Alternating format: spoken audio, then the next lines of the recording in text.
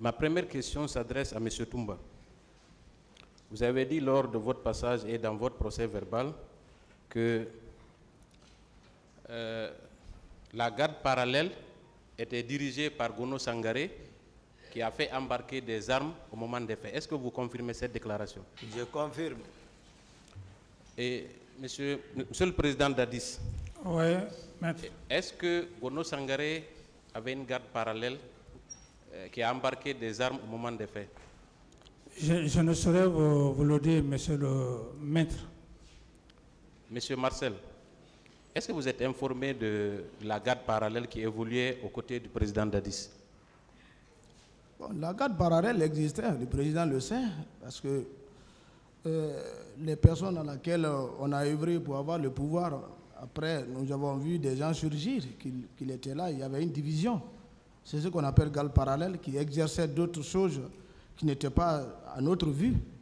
Donc ceux qui ont constaté les faits, comme M. Toumba a dit, celui qui a constaté ça, moi je n'ai pas constaté cela, je ne peux pas affirmer ou infirmer. Mais ce que je sais qu'il y avait la garde parallèle, parce que Gono Sangaré, d'abord, actuellement, pourquoi il a fui? Qu'en pensez-vous, monsieur le président Dadis? Oui, bon, tout ça, maître, ce sont des allégations. Comme je l'ai dit, c'est parallèle. Mais ça peut aussi être une garde parallèle. Ça peut être aussi une garde parallèle. Merci. Je vais poursuivre. Monsieur Toumba, oui, est-ce que, à votre avis, ces armes ont servi à la répression au stade? Je ne saurais le dire. J'ai expliqué le contexte en toute sincérité. C'est bon. Voilà. C'est bon. Très bien. Vous avez déclaré aussi que vous êtes rendu chez Gono Sangaré à son domicile. Vous avez trouvé des féticheurs. Est-ce que vous confirmez cette déclaration? Je confirme. Monsieur le président Dadis? Des allégations pures et simples. Très bien.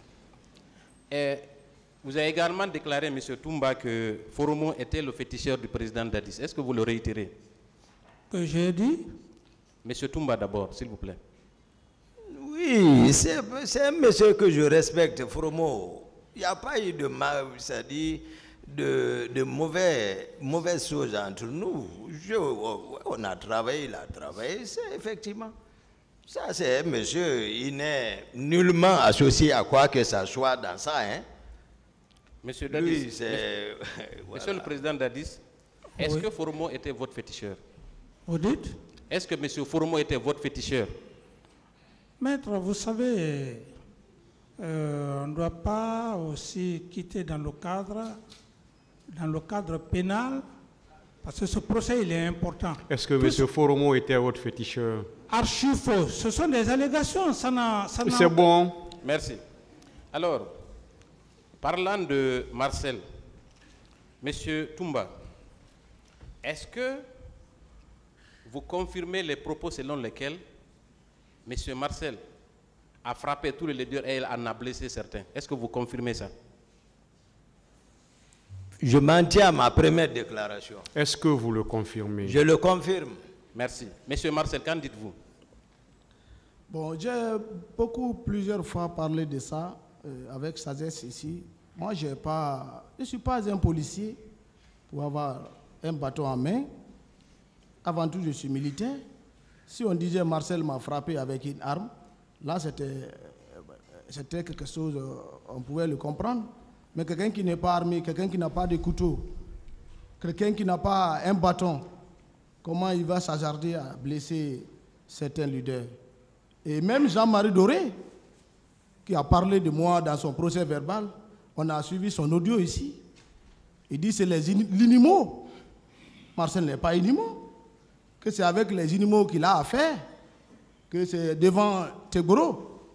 Tegboro a fait son passage ici. Tegboro ne m'a pas vu au stade. Très bien. À l'enceinte du stade. C'est bon. Est-ce que, M. Toumba, est-ce que quand Marcel frappait Sidi Touré au crâne, sur le crâne, est-ce que vous étiez présent? Oui, c'est que Comme je l'ai dit, le deuxième passage de Marcel me concernant a été très illustratif. Donc, moi, par rapport à Marcel, je ne réponds pas. Est-ce que vous confirmez le fait que M. Marcel ait frappé M. Sidia Touré devant vous? J'ai confirmé qu'il a frappé les leaders et c'est terminé. Je ne rentre pas, j'ai suffisamment expliqué lors de mon premier passage. Monsieur Marcel, est-ce que vous avez entendu M. Toumba? Qu'en dites-vous? Ouais, c'est la parole de M. Toumba. La parole de Marcel dit qu'il n'a pas frappé un leader. Très bien. M. Toumba, toujours sur Marcel, est-ce que vous confirmez les propos selon lesquels M. Marcel a extirpé Seloudalen dans vos mains pour aller le molester avec ses hommes à l'intérieur du stade? Est-ce que vous confirmez ça? Je le confirme. Monsieur Marcel, oui. Qu'en dites-vous? Enlevez la... Vous dites, vous posez-moi la question, je n'ai pas bien saisi. Monsieur Toumba confirme qu'au moment des faits, voulant sauver Seloudalen Diallo, vous l'avez extirpé avec vos hommes pour aller le molester. Il a confirmé. Qu'en dites-vous? Bon, Toumba est en train de parler parce que peut-être le temps, je ne le condamne pas.